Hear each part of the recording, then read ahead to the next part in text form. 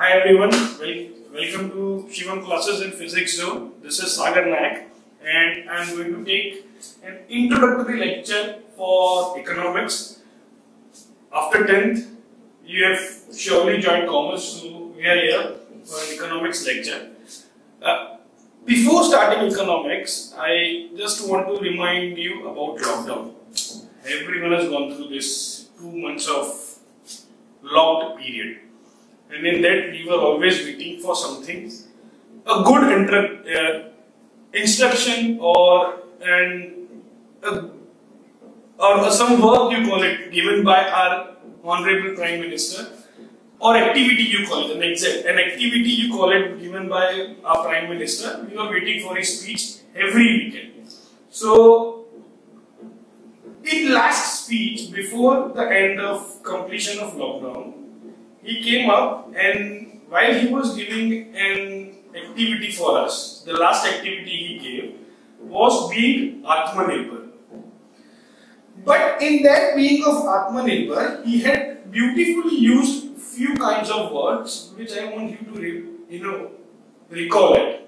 Words were like factors of production, words were like demand and supply, words were like economic return. How you need to contribute towards economy. In that period of lockdown, many times RBI governor or RBI representative came up and they also helped us in resolving or helping out in our EMIs. But there were few words in that also which we are going to learn here. Now, what kind of words were that? I'll again recall you. If you have ever heard about RBI speech, actually, people who are working, they were always waiting for RBI to come up with something new. What they did was they helped bank. They helped bank in the thing like they used words like repo rate, reverse repo. They never used reverse repo rate, but there was repo rate, there was bank rate. There was call money rate. This all words were used on TV this lockdown. So this everything is going to be learned in standard 11th and 12th. So we cannot directly go to 10th floor. To reach 10th floor, it is very necessary to start from base. So starting from base, economics. What is economics? I know economics is a very short word but has a very deep meaning. 2500 years ago there was a guy, Chanakya. Everyone knows him very well about Chanakya Niti. He is also well known by his other name called Kautilya. Gave a word, Arthashastra. It was the word Arthashastra, which means it is purpose of goal. You are there, you are doing something. Any activity you are doing something, you are doing it for some purpose. कोई ऐसे ही नहीं करेगा. There is always something in return. So that was purpose of goal. Earth in Earth Shastra means purpose of goal, and very whole Earth Shastra means purpose of life. It means purpose of life. He explained very well in his belongings, in his writings, that economics is a science explaining purpose of activity, purpose and activity of wealth creation. He explained that economics is a science and it is an activity of wealth creation. Wealth, obviously, मैं अगर कोई business कर रहा हूँ, तो obviously मैं दान तो करूँगा नहीं. Not every time what we did in lockdown we'll be doing all life. Okay, मैं कुछ फ्री में दूंगा नहीं. मतलब डेयरी मिल्क खानी है तो कोई थोड़ी ऐसे ही डेयरी मिल्क दे देगा. No, you have to give 10 rupees, then only in return you will get a dairy milk, right? उसके बिना कुछ होगा नहीं. तो वैसे ही अगर हम ऊपर जाते हैं, इकोनॉमिक्स हमेशा दो type. It is always divided into two parts. First is economic activity, second is non-economic activity. You can see here economic activity. Now, what is economic activity? Very simple. Economic activity is something that you want something in return. Whatever you are doing, you wish to get something in return. Without return कुछ होगा नहीं. It is an example. Let's take an example. Profit. Profit के बिना कुछ होगा नहीं, बिल्कुल कुछ नहीं होगा. पानी की बोतल लेनी है, you pay something and you get. अब पानी की बोतल का एक अच्छा एग्जाम्पल आया. अब हमें 10 रुपए में मिलती है, तो वो थोड़ी 8 रुपए में देगा बोतल. MRP is 10 rupees. MRP is maximum retail price. MRP is 10 rupees. But he won't sell you that 10 rupees bottle in 7 rupees. He might be having 3 rupees as a profit. Okay, he might be having 3 rupees as a profit. 7 rupees would be his production cost. It would be his production cost. जो भी उसका खर्चा है, but 3 रुपए तो उसका minimum profit होगा. So without profit there is no activity being done. And second, उसका opposite is non-economic activity, जहाँ पे कोई रिटर्न, कोई सामने की आशा नहीं. जो तुमने लॉकडाउन में किया है ना, पहले लॉकडाउन में प्राइम मिनिस्टर सेड कि आप गरीब लोगों को जितना हेल्प कर सको उतना करो करो करो करो. बस वही किया. बहुत सारे लोगों ने खाने खिलाए, बहुत सारे लोगों ने पार्सल्स दिए, बहुत सारे लोगों ने पैसा दिया. Ratan Tata, he gave 1,500 crore rupees in PM Care Fund. What was that? It was just a charity. सिर्फ चैरिटी. सामने कुछ आशा रखी नहीं. There was nothing in return. ना ही उन्हें कुछ 1500 करोड़ रुपए दिए तो उन्हें 25,000 करोड़ रुपए मिलेंगे, वैसा कुछ भी नहीं है. सिर्फ दे दिए. So that is non-economic activity. No economic gain in that, and it is charity. It is only and only done for charity. Now, when we talk about economics, economics एक नहीं है. Economics बहुत बड़ा है. So, economics is divided into two parts. Two parts. First is micro, and second is macro. अब जहां पर micro का simple meaning है individual, एक, one. Individual, एक, one. मतलब it only talks about an individual unit. सिर्फ एक. For example, अगर हम 10 जनों का क्लास बैठा है, if I am talking about A to Z are the number of students. Let's take an example. A to Z are number of students. मतलब 26 लोगों का क्लास है. If I am talking about only A is microeconomics, and if I am talking about whole A to Z सबकी एक साथ बात करता हूँ, that is macroeconomics. Micro is I am talking about only one, and macro I am talking about a whole. A whole. इसका एक example macro का बड़ा अच्छा है. If I am talking about whole national income, पूरे national की income की बात कर रहा हूं, तो वो आएगा मैक्रो इकोनॉमिक्स के अंदर. पर जब मैं माइक्रो के अंदर बात करूं, yes, per capita income, per income of a person is an individual unit we are talking about. That will come under microeconomics. I hope you are clear till here. Then in this, we are also going to learn about. हम लोग हर बार में एक चीज बहुत बार बोलते हैं कि इसकी इतनी वैल्यू नहीं है. नहीं, we should not give him this much कि इसकी इतनी वैल्यू नहीं है. अच्छा, इतनी वैल्यू है, पर चलो ये बॉटल है. Let's take an example. ये बॉटल की 10 रुपए की वैल्यू नहीं है. हमें थोड़ी पता ये 10 रुपए की वैल्यू है. कैसे हम डिसाइड करेंगे? सो दैट वैल्यू है ना, हम उस वैल्यू के बेसिस पर हम प्राइस देते हैं, राइट. सो लोगों ने क्या कर दिया ना, इन दोनों शब्द को एक ही कर दिया है. Value and price always means the same what people think, but when you talk from economics point of view, value and price is not one. Value and price is not one. Let's talk. सबसे पहले हम value की बात करते हैं. When we talk about value, value is always of two thing. एक तो उसका यूज वैल्यू होता है, second is exchange value. See, it is use value, it is exchange value. Now when we talk about use value मतलब उस product का या उस कमोडिटी का कितना यूज वैल्यू, हम कितना यूज करते हैं, उसकी जरूरत कितनी है, how important is that for us, that is use value. एक और चीज है, जिसका यूज वैल्यू हो, जो चीज का यूज वैल्यू हो, जरूरी नहीं है कि उसका एक्सचेंज वैल्यू हो ना. अब इस लाइन को समझने के लिए हमें एक्सचेंज वैल्यू जानना पड़ेगा. ना what is exchange value? Exchange value, अगर हम कोई कॉमोडिटी, कोई गुड परचेज करते हैं तो सामने एक्सचेंज में वी गिव मनी, पैसा देते हैं। सो that is exchange value. Exchange value मतलब 10 रुपए का बॉटल लिया तो 10 रुपए दिया, दैट इज एक्सचेंज वैल्यू। पर जब हम यूज वैल्यू की बात करते हैं, when we talk about use value, it is usefulness of commodity. It means like अगर किसी चीज का यूज वैल्यू है तो जरूरी नहीं है कि उसका एक्सचेंज वैल्यू हो। फॉर एग्जांपल सनलाइट, सूरज हर रोज सुबह अपने हाथ बाएं फैलाकर आ जाता है, so do we pay him, ले भाई आप तो आया था 100 रुपए ले ले।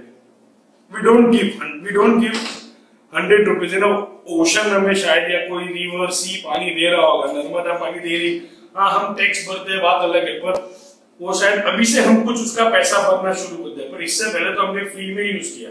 डिड वी एवर पे सिवाय बिस्लरी बोतल के सिवा हमने कभी पैसा दिया पानी को? लो नर्मदा मैया, लो तापी मैया, लो गोदावरी मैया की आप हमें हर रोज पानी देते हो तो 100 रुपए ले लो।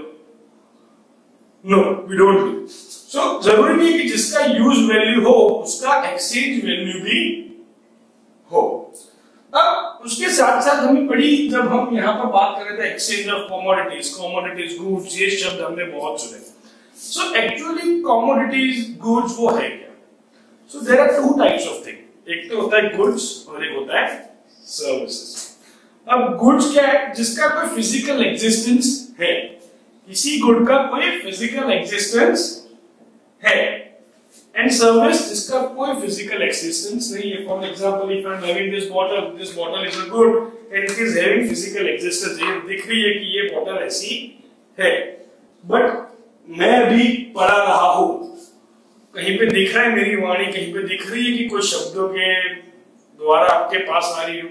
No, this is what, this is service, ये सर्विस है। ओके, जिसका कोई फिजिकल एक्सिस्टेंस नहीं। अब गुड्स को भी ना बहुत सारे पार्ट के अंदर डिवाइड किया गया है।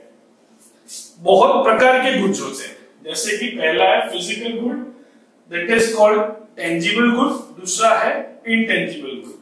फिजिकल गुड जिसको हम छू सकते हैं, टेंजिबल मतलब जिसको हम छू सकते हैं, दैट इज फिजिकल और टेंजिबल गुड। इनटेंजिबल जो सिर्फ सर्विस है, इट इज ओनली सर्विस, सिर्फ और सिर्फ सर्विस है, दैट इज इनटेंजिबल। दूसरा है नॉन इकोनॉमिक और इकोनॉमिक। नॉन इकोनॉमिक मतलब खाना बना रही है, वो नॉन इकोनॉमिक एक्टिविटी है। Cooking is a non economic activity.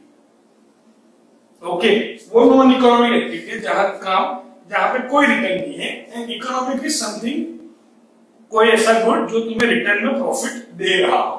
दूसरे तो मस्त है, हमने इसको याद करने के लिए ड्यूरेबल और पेरिशेबल गुड होते हैं। ड्यूरेबल गुड, जब हम ड्यूरेबल गुड की बात करते हैं तो हमें ड्यूरासेल की याद आती है। वो तो चूहे, वो रैबिट दौड़ते एक के बैठे खत्म हो जाती है, और दूसरा फास्ट दौड़ता है, फिर बोलता है देखो मैं ड्यूरासेल से बना हूं, है ना। सो वैसे ही durable good, it's last for very long time, वो लंबे समय तक चलता है। वो एड भी वही होता है, ड्यूरासेल, जो लॉन्ग टाइम तक चलता है, which goes for long time, that is durable। उसको हम दूसरी बार यूज कर सकते हैं, जैसे ये शर्ट।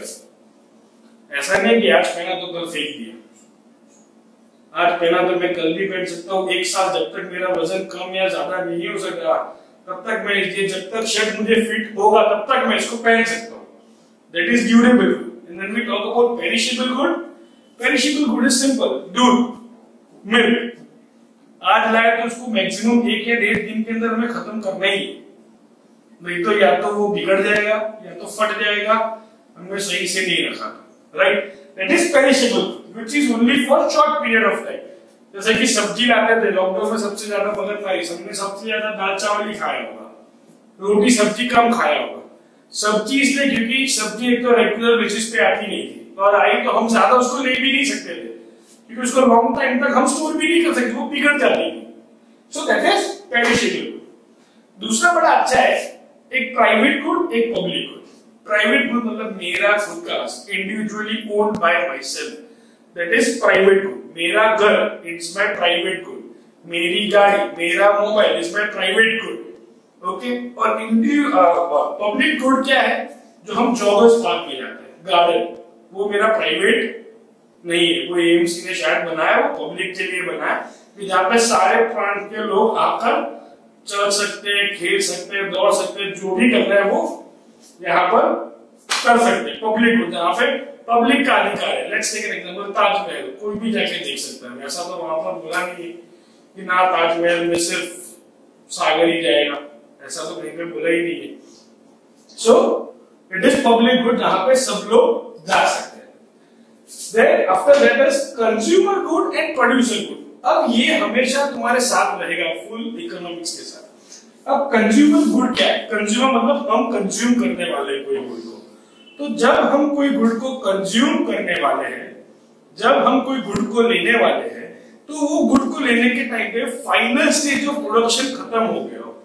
क्या final stage of production complete हो गया है? मतलब बॉटल, ये बॉटल आई है तो एकदम कंप्लीट रेडी होकर आई है। ऐसा तो हुआ नहीं प्लास्टिक अलग दिया, पानी हाथ में दिया, ढक्कन अलग दिया, बोला तुम मिक्स करके बॉटल बना के पी लेना।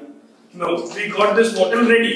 Okay, so that is consumer good which is gone through the pass through final stage of production. और दूसरा उसका है प्रोड्यूसर गुड। प्रोड्यूसर गुड मतलब सिंपल है, जो प्रोडक्शन के टाइम पे मदद करता है, प्रोडक्शन के टाइम पे हेल्प करता है, that is called producer good. Now factors of production. अब जब फैक्टर्स ऑफ प्रोडक्शन की बात करते हैं, हम वापस आत्मनिर्भर पर जाते हैं।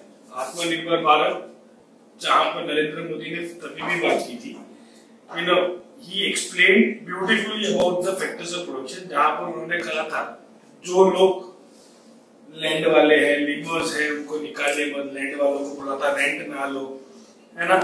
प्रोडक्शन के टाइम पे कहा था कि रॉ मटेरियल जो भी इकट्ठा हो रहा है सब आप कम प्राइस पे दो, लोगों को इजीली अवेलेबल हो वैसे दो।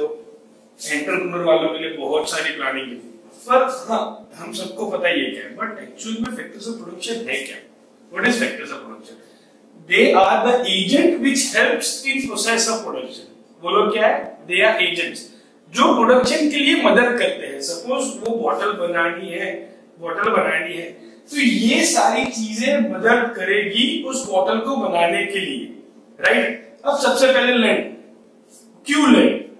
अगर भाई दुकान या जमीन होगी तभी तो हम कुछ मशीनरी रख पाएंगे, ला पाएंगे, बना पाएंगे, कह पाएंगे कि यार we are making something here, right. So land is nothing, it is just a surface of earth, land. उसके बाद आता है लेबर। अब मशीन, नो डाउट हम 100% टेक्नोलॉजी यूज कर रहे हैं, but to operate that technology also we need humans.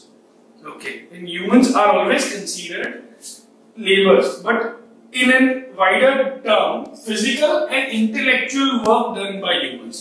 Physical, मजदूरी वाला काम, and intellectual, smart work, which is done by humans, they are laborers. मतलब बहुत सारे लोग इकट्ठा होकर उस प्रोसेस के लिए काम करेंगे। They are again agents. फिर कैपिटल, मेरे पास जमीन भी है, लोग भी है, तो सेवा तो करूंगा नहीं। I need to do something, I need to pay something. मुझे मशीन लाने के लिए भी पैसा चाहिए, उन लोगों को देने के लिए भी, सैलरी देने के लिए भी पैसा चाहिए, और मुझे खुद को भी लेने के लिए भी पैसा चाहिए। So capital is the only thing which helps in factors of production. मतलब capital is nothing other than पैसा। पैसा ही एक ऐसी चीज है जो इन प्रोडक्शन के लिए मदद करेगा। और उसके बाद एक मेन इंसान आता है, entrepreneur. He is the only person Who is risk taker? ये सब किया, चला तो उसका, नहीं चला तो नुकसान। He brings all these factors of production together. He sets up an enterprise. He is a risk taker. अब हमने ये तो समझा लैंड, लेबर, कैपिटल, एंटरप्रेन्योर क्या है, पर अब इन सब का रेम्यूनरेशन, मतलब इन सबको पैसा कैसे मिलता है? मतलब फॉर एन एग्जांपल, अगर मेरे पास ये शॉप है, तो मैं खुद की है तो भी मैं पैसे देकर लूंगा, पैसे देने पड़ेंगे, फिर ये जगह मेरे नाम पर होगी, या तो आई पे rent every month. So the remuneration of land would be rent, हम रेंट देंगे। लेबर्स, अब ऑब्वियसली मैं अगर कहीं पे पढ़ा रहा हूं या कोई चीज कहीं पे नौकरी कर रहा हूं, तो मुझे रिटर्न एवरी मंथ। घर वाले किस चीज का वेट करके बैठे, नॉट घर वाले ऑल्सो, मैं भी किस चीज का वेट करके बैठूंगा? सैलरी। पैसा, क्योंकि जब वो पैसा सैलरी मिलेगा तो मैं उसका काम कर रहा हूं, वरना कोई चैरिटी में काम करता नहीं है। कैपिटल अगर मेरे पास, चलो let's take an example, if I am doing something, मेरे पास कैपिटल है, थोड़ा कैपिटल बैकअप है, तो मैं कैपिटल डालूंगा तो उसके रिटर्न में मुझे कुछ चाहिए, ब्याज, इंटरेस्ट। मैं अगर कोई चीज एफडी भी कर रहा हूं, फिक्स्ड डिपॉजिट भी कर रहा हूं, तो in return I get interest. If I M investing money somewhere in a business, so in return I need interest के साथ मेरे को वो पैसा चाहिए वापस। कि अगर मैंने 1 लाख रुपए डाला है तो साल खत्म होने के बाद मैं तो 1 लाख ना खाता, 1 लाख मिल गया, वैसा नहीं है। इफ अगर मैंने 1 लाख इन्वेस्ट किया है तो with interest I need at least 2 lakh rupees. Okay, तो कैपिटल के अंदर इंटरेस्ट मिलता है और एंटरप्रेन्योर क्या करेगा, प्रॉफिट लेता है, उसका प्रॉफिट मार्जिन 2 होता है। जैसे 1 लाख इन्वेस्ट किया, 2 लाख मिला, सो 2 लाख में से टोटल 2 लाख में से शायद 50,000 वुड बी हिज प्रॉफिट, और वो 50,000 वापस बिजनेस के अंदर टर्नओवर करेगा। So this is all about factors of production. हमेशा रखना फैक्टर्स ऑफ प्रोडक्शन ऐसा है, वो एक एजेंट है जो मेन प्रोडक्शन के लिए काम आता है। जब हम प्रोडक्शन की बात कर रहे हैं, देयर इज 2 थिंग, एक तो फर्म होता है और एक कॉस्ट ऑफ प्रोडक्शन होता है। अब सबसे पहले फर्म क्या है? फर्म मतलब कोई business unit. Firm is a unit producing goods or services. It is what? It is a unit which produce goods and services जो इन सब के ऊपर चलती है, और एंटरप्रेन्योर का मेन एम होता है प्रॉफिट मिलना, उसका मेन एम होता है प्रॉफिट मिलना। और दूसरा जो हमने पहले भी बात की थी, cost of production. What is cost of production? कोई भी प्रोडक्ट बनाने के लिए जो खर्चा हुआ है, लैंड में पैसा डाला, लेबर के अंदर पैसा डाला, कैपिटल हम कहीं से लाए तो हम उसको भी इंटरेस्ट देंगे, इन सब कुछ करने के बाद जो कंज्यूमेबल गुड्स, एकदम रेडी कंज्यूमर के लिए गुड बनता है, उसके लिए जो खर्चा होता है, that is called cost of production. Expenditure incurred by producer to make good, and who is producer? Entrepreneur is the producer. Now ये हमने फर्म के आइडिया, फैक्टर्स ऑफ प्रोडक्शन जान लिया, पर मेन चीज इकोनॉमिक्स की, जहां पर हमें पूरा इकोनॉमिक्स डिपेंडेंट है, that is demand and supply. इसका मैं बहुत डीप के अंदर नहीं जाऊंगा, एक छोटा सा व्यू दिया है जहां पे डिमांड क्या है, डिजायर ऑफ अ बायर। मेरी डिमांड है, if I let's say example, demand है कि मैं मार्कर लूं, तो मैंने I have a desire to buy this marker and I have ability to pay. मैं इसका पैसा कितना, 20 रुपए की जो शायद मैं इसका 20 रुपया दे सकता हूं, that is desire, that is ability to pay. And supply, that is quantity of a commodity which is made available for consumer. मतलब लॉकडाउन के अंदर बहुत सारी चीज ब्लैक के अंदर अवेलेबल हो रही थी, मतलब वो सप्लाई नहीं था, है ना। सो डिमांड उसकी, उससे मैं example, you can think inside what kind of examples according to your requirement, according to your knowledge. मतलब बड़ा अच्छा है, जब भी डिमांड किसी चीज की ज्यादा होगी तब सप्लाई कम होगा। जैसे कि एग्जांपल में बेस्ट एग्जांपल, डिमांड लॉकडाउन के अंदर सब्जी की, ग्रीन वेजिटेबल्स की बहुत ज्यादा थी, पर सप्लाई कम था, सप्लाई बहुत कम था, मतलब माल आ ही नहीं रहा था, क्योंकि लॉकडाउन था तो कोई कहीं और जगह से इस जगह पर आ ही नहीं पाते। सो उसके कारण क्या होता था, 20 रुपए के ओनियन 80 रुपए में मिलते थे 1 kg। So when demand is more, supply is less. और वैसे उसका ऑपोजिट है, when supply is less, when supply is more,